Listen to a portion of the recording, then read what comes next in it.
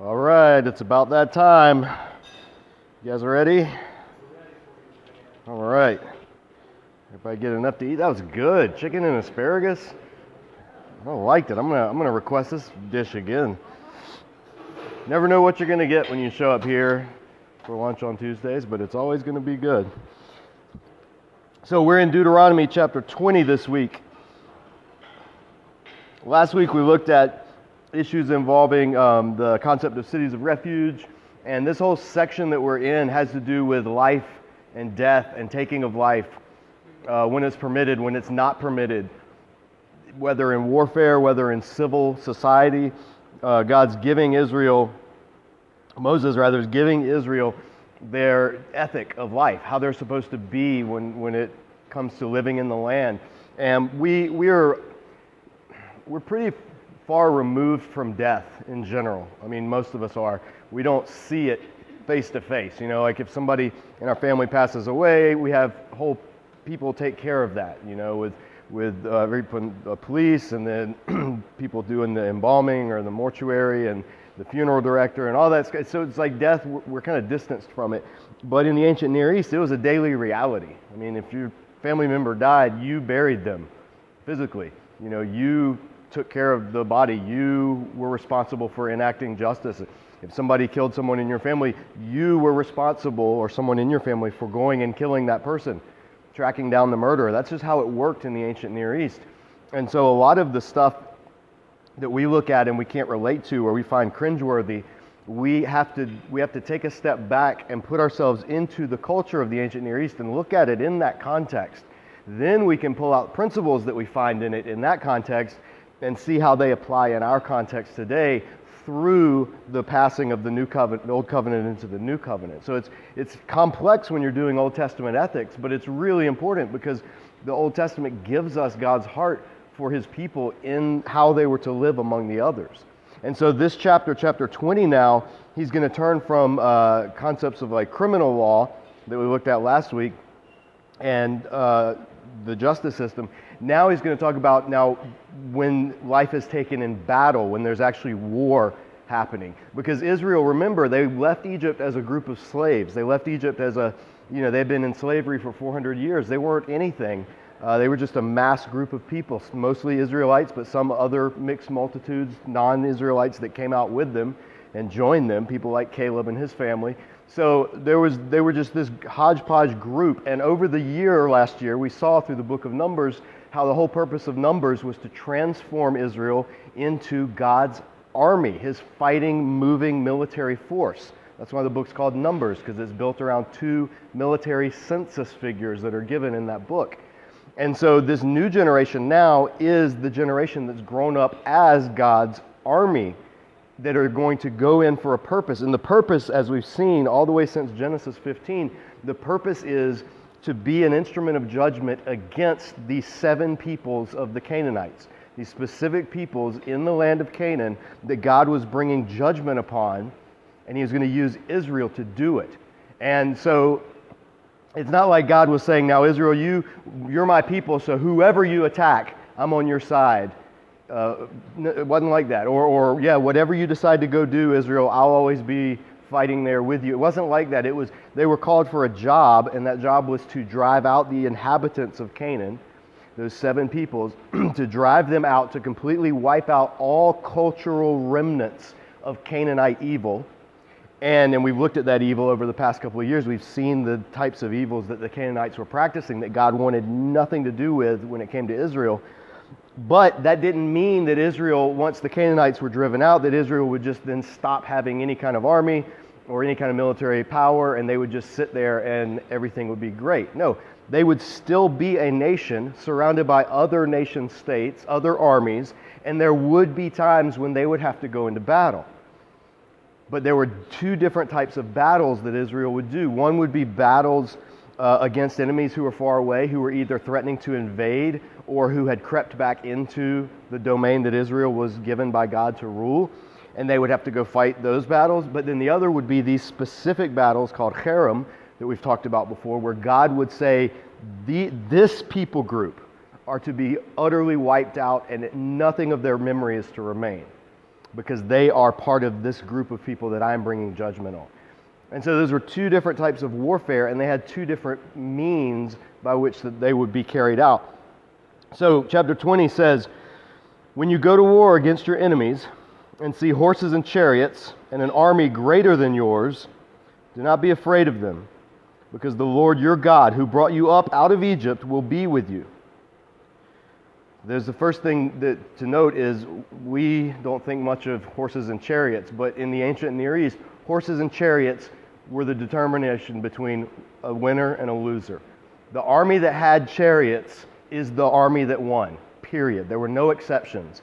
If you had horses and chariots, that's the equivalent of an army fighting with muskets versus an army fighting with tanks.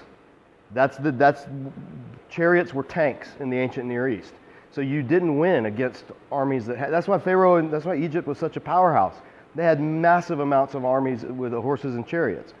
Nobody could step to them. Same thing with the Assyrians later. They'll rise up and their chariots and their horses, their cavalry. That was what determined your strength in battle. Israel has no horses or chariots. And so what God is telling them, first thing is, hey, when you see these armies, when you go up, relax. Yes, they're going to be bigger than you. Yes, they're going to be stronger than you. But relax, because it's not you that are fighting. I'm the one fighting. That's what God is trying to instill all throughout. Moses wants them to realize God, who overthrew Egypt, the largest chariot army in the world? God. He did it. Israel didn't raise a single weapon against them. And all of Egypt's horses and chariots were cast into the sea, back in the Exodus account. So God's ingraining that. This generation wasn't alive when that happened. Most of this generation, if they were kids, or some of them even toddlers. But they may not even remember 40 years prior when this happened. But so Moses is reminding them, hey, remember what God did to the mightiest chariot army on earth. So relax when you come up against what you see as an enemy that's overwhelming.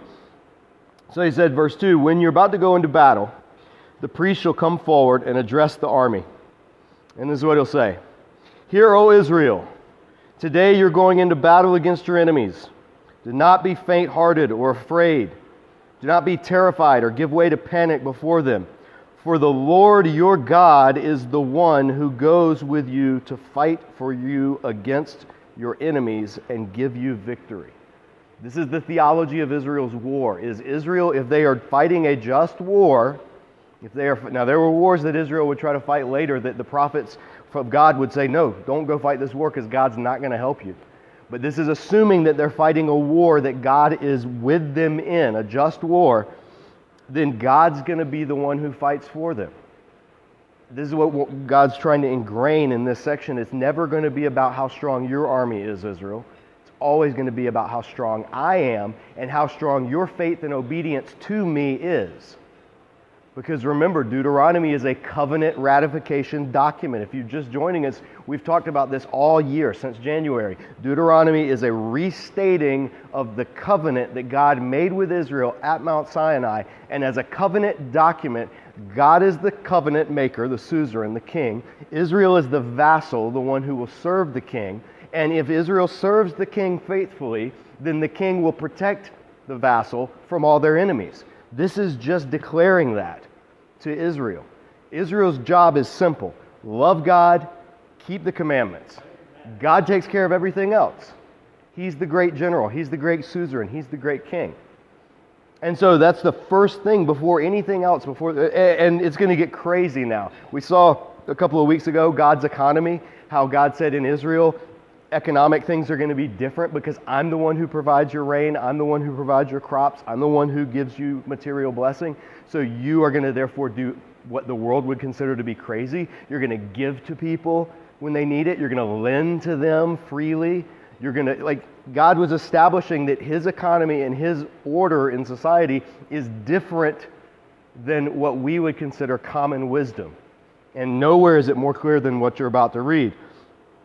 So, verse 4, for the Lord your God is the one who goes with you to fight for you against your enemies. Verse 5, the officers shall say to the army, this is the worst advice ever given in military history from a military point of view. Has anyone built a new house and not begun to use it yet. Some translations say dedicated it, but there's no evidence that Israel dedicated houses, and the verb can mean dedicate or begin to use or put into use. However you translate it. Has anyone built a new house and not yet lived in it? Let him go home, or he may die in battle, and someone else may live in it, use it, dedicate it. Has anyone planted a vineyard and not begun to enjoy it? Let him go home, or he may die in battle, and someone else enjoy it. This is from Leviticus 19. If you remember 2 years ago when we were reading Leviticus 19, the rule God said was, when you plant a vineyard, when you plant an orchard, first 3 years you don't harvest it. 3 years that thing is to let grow naturally. In the 4th year, you harvest it, all of the fruit is dedicated to God. The 5th year, the 5th harvest, then you can start enjoying the fruits of your vineyard. So this is a 5-year process, is what it's talking about. Not like, oh, I planted something, let me go home and get the first grapes from my vine or whatever. This is a lengthy, specific 5-year process. Same thing with anyone building a house. It doesn't just mean like, I built a house. Building a house means starting a household. Building a house means creating and becoming head of a household. We've seen that phrase, the head of the Father's house. The word related to dedication in here is related to, is used elsewhere to describe men who belong to a house, like Abraham's retainers, his hired servants, his trained men that went to battle. They were members of his house, using the same phrase. So this is not just about like, oh, I built a house, let me go live in it for a day, now I go back to battle. This is, no, has anybody built their house? Has anyone created, is someone just starting to enter into that phase of life where they become the patriarch? So these are momentous life events. It's not everyday things, but it's like, this is a big thing in life. Big stages in life is starting a household, is planting a vineyard or an orchard. And then the third one, verse 7, has anyone become pledged to a woman and not married her? Let him go home, or he may die in battle and someone else marry her. So pledged in marriage, this is the betrothal. This is the getting engaged period where then you would get engaged. And typically that would happen as you were then going to build your house. And then you would bring your wife to your house that had been built. So these are life events, major life events. And God's saying, if anybody's done any of these things, send them home. Because if they die in battle, somebody else will. It's crazy advice if you're trying to get an army. Because this is the demographic you want in your army. The people that marry, people that build houses, people that plant vineyards, typically in the ancient Near East, in Israel, were those who were in the prime of their adulthood. They were the men they were exactly the men you would want in battle. They're young, they're healthy, they're strong, they're vibrant. That's who you want on your front lines. And God's saying, yeah, send them all home. Because life is not about serving military might. Life is not, in God's economy at least, life is not about having the fittest and the strongest army. It's about having the most loyal army. And the purpose is so that the people that you're fighting for can enjoy the life in the land that God is bringing them to. So life in the land takes priority over military ability. Now that doesn't work in the world, because the world is not in covenant with the one true God who can overthrow any army on the face of the earth. But Israel is. And so God's calling them. This is an act of faith, just like tithing is an act of faith. It's very scary when you're living year to year, crop to crop, for you to take a whole day off and not do any work. That's a very scary thing, because common wisdom would say, well, if you do that, your kids are going to starve. But God's economy, again, God's saying, you've got to trust me. You've got to trust me. He's taking away any excuse that Israel could have that their victories are because of their might. He wants them to realize you do not trust in horses and chariots. You trust in the name of the Lord your God. And this was what it meant to be in covenant with God as his people. And then he adds one more exception. Then the officer shall add, is any man afraid or faint-hearted? Let him go home, so that his brothers will not become disheartened too. So the last exemption is, hey, anybody just scared? If you're just scared and don't want to fight, go. There's no punishment. There's no hard feelings. There's no bullying into battle. You know, like in World War II, on the Russian front, soldiers that didn't want to go into the machine guns of the Germans and turn around, the Russians would actually shoot their own people who fled from battle. I don't know which is worse. Either way, you're not getting the best people. You're getting somebody fighting, going that way because they'll shoot me if I go that way, but they're shooting at me if I go that way. That's a terrible military strategy. But what God is saying here is completely opposite. It's like, okay, if you're scared, go home. That makes no sense if you're trying to build a mighty army. But it makes all the sense in the world if you're trying to lead a covenant army. Because a covenant army knows that they're not the ones that are responsible for the victory. All they have to do is be faithful to God and believe that He's giving them that victory that He's calling them to. He takes care of everything else. So this is not a handbook for how Israel's supposed to fight as much as this is Israel's theology of war, theology of combat. This is the ethic that's supposed to underlie how they approach battle if they're walking in covenant with God. And so then when the officers have finished speaking to the army, they shall appoint commanders over it, of those who are left. All right, now we're going to regiment the army, now we're going to divide up, now we're going to do battle plans, and we work with who's left. Later in the book of Judges, a very famous story, Israel's going to go fight against the Midianites. And so Gideon musters this army. And it's a few thousand people, and God says, it's too many. And he whittles down the army until he gets down to about 300 dudes against an entire, I think, 10,000 Midianites or however many. And that's who God says, okay, now the army is sufficiently small enough and unarmed and weak enough to where when we win, which we will, God will get the glory. It will ingrain in Israel, who had forgotten God by the time Gideon comes on the scene, it will ingrain into Israel, they're not the ones who are winning the battle. It's God. And it's contingent upon their faith in God and their loyalty to God, not their military might. So then, now that the army is whittled down to probably the people you don't want to be leading your army at this point, verse 10, when you march up to attack a city, and remember, we've talked about this before, city doesn't mean like Charlotte. The Hebrew term city, Ir, it means like a fortified. It's like a place where people live that has military surroundings, walls. A better translation or way to think of it would be like a garrison, like a fort, if you will. Like if you've ever been to any of the Civil War forts or the Revolutionary War forts, think of something like that rather than like a city that we're used to. But when you march up to attack one of these, make its people an offer of peace. Literally it says, ask shalom. Like go up to them and offer shalom. Peace. If they accept and open their gates, all the people in it shall be, and the phrase in NIV, subject to forced labor and shall work for you. What this is describing, they will become your vassals. The people will become to you what you are to God. You'll be the suzerain. You go, you make an offer of peace first. And if the city is like, all right, yeah, we don't want any trouble, peace, then they become your vassal.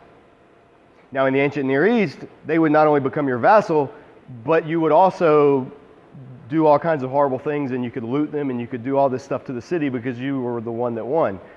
And they just cowered in fear, and so they were yours to dominate. But for Israel, it's like, no, they'll work for you. They'll be forced labor. They'll be vassals, is the way to think of it. But that's the only thing they're allowed. If they refuse to make peace, however, and they engage you in battle, so this is a city, this is a fort that actually says, no, we're going to fight this thing out. Lay siege to the city.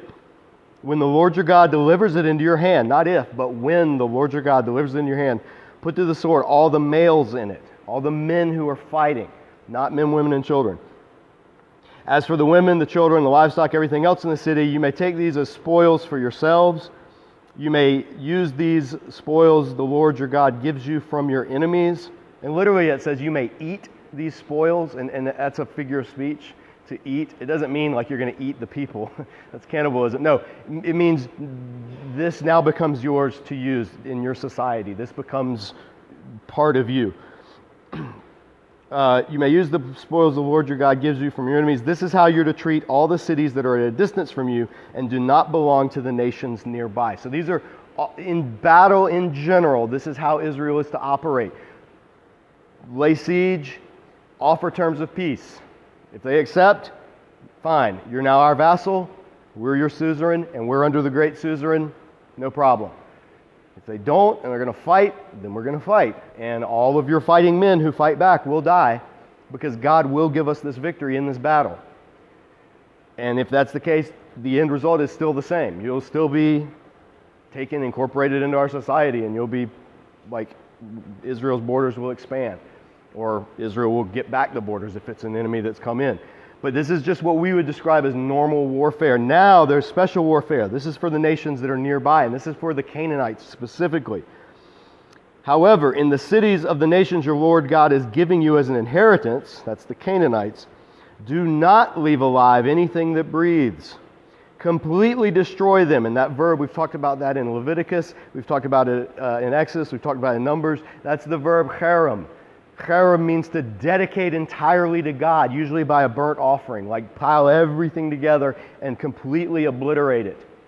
It's one of the harshest forms of judgment, but it's one of the most total forms of destruction, which is why the NIV translates it as totally destroy. But it has a sacrificial element to it, or like, not sacrificial, it has a dedicatory, like dedicating, completely giving over to God, removing from the sphere of public use entirely, is what cherem has as an idea behind it. And this is what they're to do to these specific peoples that they're going into overthrow.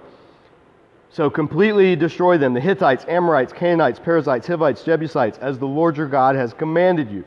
Otherwise, they will teach you to follow all the detestable things they do in worshiping their gods, and you will sin against the Lord your God. Those detestable things we saw a couple of chapters ago. Things like burning your children alive as a sacrifice to your God. Things like having ritual sex in order to hope that your crops will grow better that year. You know, all of these practices that the Canaanites did, God is saying, I want no trace of that in your society. And the time has come. The sin of the Amorites has reached its full measure. Quoting Genesis 15, or alluding back to Genesis 15, the time has come, their time is over. But even within this, what you're going to see when we talk about cherem passages and these harsh statements in the Old Testament, there are always exceptions. And that's something to keep in mind. There are phrases that are used that aren't literal. So the phrase, leave alive nothing that breathes, that's a stock phrase. That's a figure of speech used in the Bible, and it means basically totally destroy. But it doesn't literally mean not leave alive anything that breathes. We know this because we see how this term is used periodically in the Old Testament, where it'll say, and Joshua put to the sword the entire city, men, women, children, left nothing alive that breathes, blah, blah, blah, blah, blah. And then the very next book, Judges, now Israel had left the people in the land, and the ones who remained and were not killed became a thorn in Israel's side and began to persecute, blah, blah, blah. So Scripture itself lets us know that leave alive nothing that has breath in it is not a literal phrase. It's a figure of speech. It's the same thing as if we say, did you see the Panthers game? They destroyed the Falcons. They killed the Falcons yesterday. No, they didn't destroy or kill anything. They won a ball game. But we use the figure of speech, not literally, but we use it to mean, to give meaning, to give emphasis to the fact, that excitement, to give flavor, emotional depth to the fact that they won the game. Well, ancient Near East battle accounts did the same thing. They would talk about wiping out from under the sun, or leaving alive nothing that breathes, man, woman, or child. They would emphasize these things to play up the aspect of like total domination or complete obliteration, when in fact, no, there were actually survivors. There were people who were left alive. They didn't kill every man, woman, child, and they didn't think that they did either. This was the way that they talked. So it's not really the topic of this passage, because there's more on cherem, and we talked about it when we were, for those of you that were here for Leviticus. But if you want to go deeper in that area and you want to study, and maybe you're like, wait a minute, but it says right here, I don't know. Check out, there's a couple of books to check out. I'll just name them for those who are listening on the podcast. There's a book called Old Testament Ethics for the People of God by Christopher Wright, where he talks about what cherem passages mean. And then there's a book by Paul Copan called Did God Commit Genocide, or Did God Command Genocide? And it talks in depth about what it means to practice cherem in these harsh passages that we read. So I'm just mentioning those because we're recording this and people listening to the podcast. Did God Command Genocide by Paul Copan, and Old Testament Ethics for the People of God by Chris Wright. And I'll tell you all kinds of stuff about this passage. But the point is, you're going into Canaan to utterly drive out and destroy the memory of the practices of the Canaanites. That's the emphasis. So there should be no shred of Canaanite pagan idolatry in Israel. Because if it's left, it will become a thorn in your flesh. It will lure you into worshiping like the Canaanites. And if you worship like the Canaanites, here's the kicker. If you worship like the Canaanites, God will treat you like the Canaanites. That's the key to remember. Moses is warning Israel, do not leave a shred of Canaanite identity in this area, or else you'll become like it, and you will be treated like the Canaanites. The land will vomit you out. He's literally said that back in Exodus. And God will come. So all of this will happen, by the way, in Israel's history. They're not going to take the hint. They're not going to listen to the commands, and they're going to get judged like the Canaanites 2 times, at the hands of the Assyrians and at the hands of the Babylonians. But we'll finish it out, this last thing. So completely wipe them out. One more point to make. Verse 19, when you lay siege to a city for a long time, fighting against it to capture it, do not destroy its trees by putting an axe to them, because you can eat their fruit. Do not cut them down. Are the trees of the field people that you should besiege them? However, you can cut down trees that you know are not fruit trees and use them to build siege works until the city at war with you falls. This is one of these last little things that God puts in his theology of warfare is, hey, if you're going to fight and lay siege to something, the goal is to win, but not at all costs. In other words, ancient warfare, ancient sieges, you would surround a city and you would wait. And sieges could take weeks, they could take months, sometimes they could take years. You would just wait. Anybody that came out of the city, you'd kill them or you'd capture them.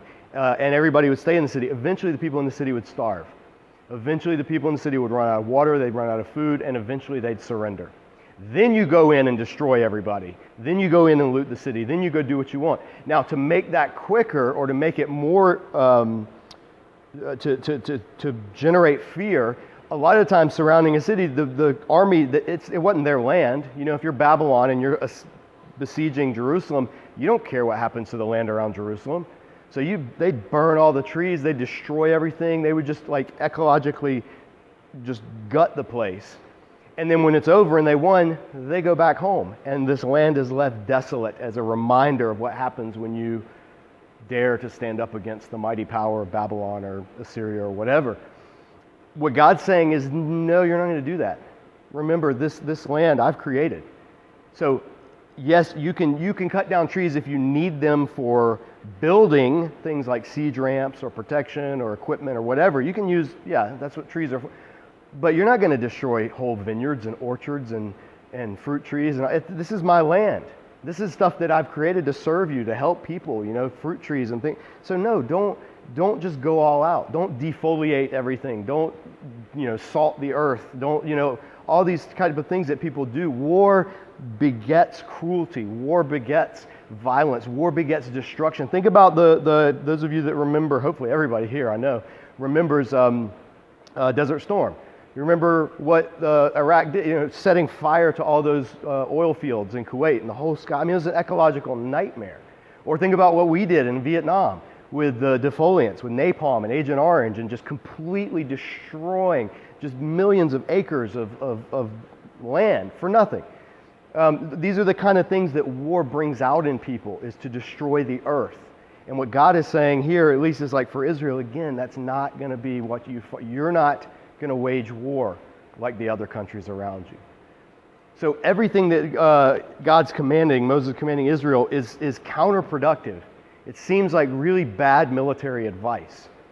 And that's the point of it, is God is showing Israel, you're not going to be like the nations around you. You're going to be different. And the world will notice your difference. And they'll see that it's through this relationship that you and I have, and they will be drawn to know who is this God that these people serve that does these mighty things. That's the plan. That's the purpose. That's the entire goal of the Old Testament, is for the world to know. Even when Israel is fighting in battles, their battles are supposed to point in some way to their relationship with God. So everything they do, sacred to secular, all of it is to point to the Lord. We're out of time. We got to run, but next week we'll pick it back up. There's some other issues. Again, we're talking about life and death, and there's some other issues about legal stuff that we touched on last week, and also battle stuff. They'll get back to what we touched on this week. So this whole section is intertwined, and we're working our way through it. We're just taking the machete and chopping through the underbrush and trying to get where we're going. So stay with it, keep reading, and come back next week. We'll see you then. Bye.